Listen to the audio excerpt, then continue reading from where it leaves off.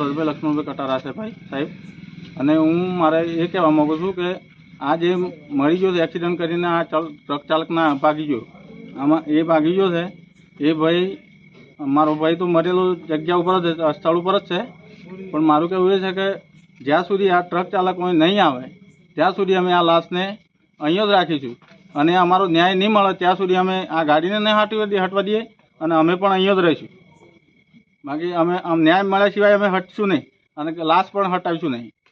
અને આ ભાઈ જે મરી ગયો એ અમારા આ બોઠીવાળા ગામનો છે અને મારો ભાઈ છે, મારા કાકાનો છોકરો થાય છે, બરાબર। એટલે અમે આ જગ્યા ઉપર જ ઊભા રહેવાના, બાકી અમે અમારી જાન લગન અમને આ ન્યાય નહીં મળે ત્યાં સુધી અમે અહીં જ રહીશું।